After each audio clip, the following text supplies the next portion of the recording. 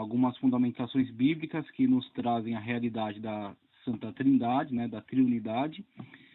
Vimos aí que o texto abordado em Gênesis, né, Bereshit bara Elohim et hashamayim ve'et haaretz, e com relação, né, a Elohim, o plural, né, que é acrescido aí a palavra com essa terminação em M, né, em Maim, e vimos que isso guarda muito de revelação, principalmente quando tivemos a vinda do Senhor Jesus Cristo, a manifestação, né, da Santíssima Trindade, e tivemos aí um entendimento muito mais amplo acerca da natureza de Deus.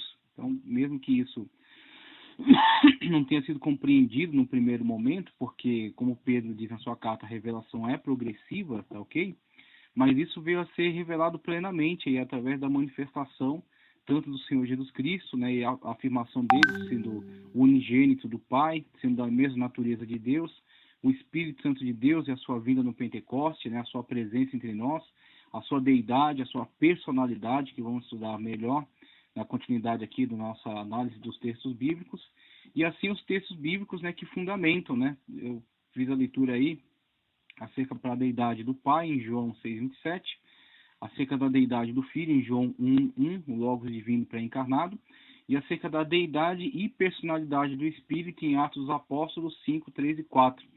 Um quadro, né, onde a Bíblia Sagrada nos mostra a atuação das três pessoas da Trindade, né, a triunidade divina em ação, em Mateus 3:16 e 17, no batismo, né, do Senhor Jesus Cristo, quando ele estava ali ainda como servo, né, mas ele tendo sido depois exaltado, né, e recuperado aí a glória da onde ele havia vindo, descido até nós, através do processo chamado kenosis, tá, que quando ele deixa a sua glória, mas não a sua deidade. Ele anda entre nós, mas depois ele recupera a sua condição, né, juntamente ao Pai, e é visto por Estevão enquanto está sendo apedrejado, né, ele disse que viu o Senhor Jesus Cristo de pé à destra de Deus, né, o Senhor Jesus Cristo em glória. E João, também na ilha de Patmos, vai ter a oportunidade maravilhosa de contemplar o Senhor Jesus Cristo no seu estado atual, glorificado, né? O Senhor Jesus Cristo glorioso, com olhos como chamas de fogo, com pés como latão reluzente, coroado, assentado no trono e único digno de abrir o livro, tá ok? Desatar os 7 selos e impetrar o juízo à humanidade, uma vez que ele entregou a sua própria vida na cruz do Calvário. Assim temos totalmente delineado as três pessoas da Santíssima Trindade, constituindo um só Deus, uma só essência. Não 3 deuses, um só Deus. Não o modalismo, uma só pessoa que finge ser 3, mas sim 3 pessoas que são um só Deus. E assim damos continuidade aos nossos estudos, abordando agora algumas teorias dentro da área teológica, tá ok? Que discutem, né, que tentam explicar os primeiros textos da Bíblia que tratam acerca da criação. E elas vão ser mais favoráveis, mais amistosas a tentar se adaptar ao evolucionismo darwinista, ou vão ser mais fiéis ao texto bíblico e assim entender que o texto bíblico prevalece. Então temos aí algumas teorias que vão caminhar tentando se alinhar com a ciência evolucionista darwinista, tentar enquadrar ela dentro da sua perspectiva, e outras que vão se divorciar totalmente dessa perspectiva evolucionista darwinista e vão afirmar o texto bíblico como autoridade final. Tá, okay? Então, dentre essas teorias, aparece em tela para você teorias que discutem a criação. Evolucionismo teísta, que vamos ver um pouco melhor daqui a pouco, tá? Inclusive alguns materiais de leitura que vamos corroborar aí o entendimento. O criacionismo progressista, e aí temos como que 2 lados, né, da mesma moeda, enquanto um pega o texto bíblico e o submete, né, aos critérios do evolucionismo darwinista, no caso da evolução teísta. No criacionismo progressista, ele pega elementos do evolucionismo darwinista e tenta os adaptar à narrativa bíblica. Então, para o criacionismo progressista, há uma tentativa de trazer elementos do evolucionismo darwinista para concordarem com a narrativa bíblica. E na questão da evolução teísta, há, na verdade, um movimento no qual você tenta adaptar a narrativa bíblica às teorias do evolucionismo darwinista, tá certo? Então, a evolução darwinista acaba sendo como que o aferidor de medida, né? Aquele que determina de fato como as coisas aconteceram. Aí, no caso, o evolucionismo teísta tenta corrigir algumas posturas ateias desse evolucionismo darwinista, dizendo que ele tem sim muito de verdade, mas alguns equívocos derivados aí da questão ateia e da questão do não reconhecimento da inteligência condutora de todo o processo. Mas ele segue sim uma caminhada aí pautada dentro da teoria do evolucionismo darwinista. E as outras duas teorias que vão discutir um pouco mais intensamente agora é a teoria da lacuna, tá ok? E a teoria do criacionismo Fiat. A teoria da lacuna, vamos abordar primeiramente, ela foi muito famosa, ela foi muito propagada por C.I. Scofield, e há também um outro que colaborou com ele nessa propagação.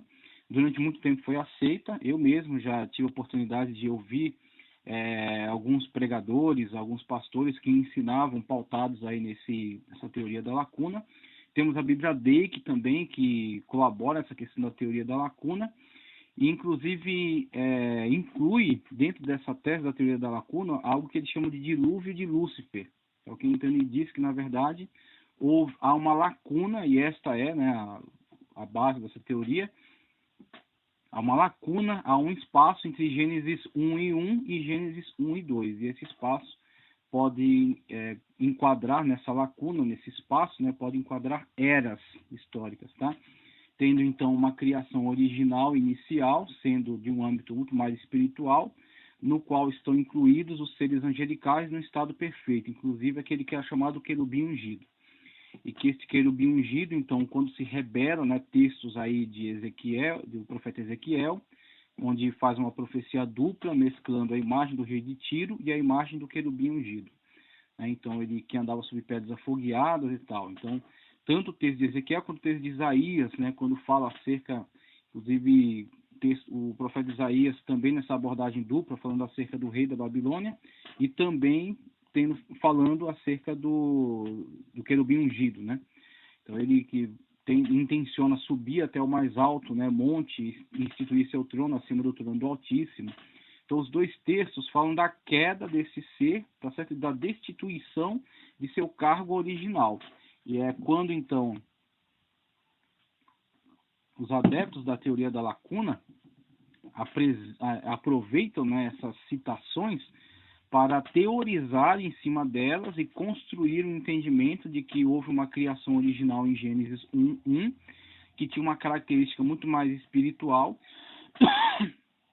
e também relacioná-la à questão evolucionista, incluindo dentro desta era toda esta teorização evolucionista do surgimento, né, tanto da Terra quanto do universo, com milhões ou até bilhões de anos de existência. Então eles dizem, olha, na verdade, todos esses elementos, essa investigação, essas evidências que são capturadas por essa teoria evolucionista darwinista e que apontam coisas como bilhões, milhões e bilhões de anos para a origem da Terra e do universo, estão enquadradas dentro dessa antiga era, tá certo, da criação original, conforme indicado em Gênesis 1 e 1.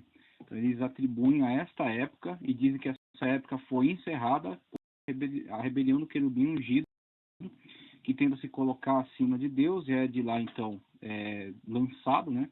Cristo até diz que viu Satanás cair do céu como um raio, e na queda do querubim ungido, teria ele, então, destruído essa antiga criação, sendo, então, a nova criação uma recriação, na verdade. Teríamos em Gênesis 1 e 2, não uma criação original, mas sim uma recriação. E associam aí as palavras torru e borru, vazio e desocupado. Dizendo, então, fazendo uma comparação entre algumas afirmativas de Deus no profeta Isaías 34:11, 45:18, Jeremias 4:23, tá certo? No sentido de que Deus, naqueles textos dos profetas, teria afirmado que não criou a terra vazia, e comparando com a situação na qual em Gênesis 1 e 2 ela se encontra vazia, eles constroem então essa teoria de que houve uma destruição causada pela queda, né, do chamado querubim ungido, atualmente Satanás, né, o demônio, o diabo.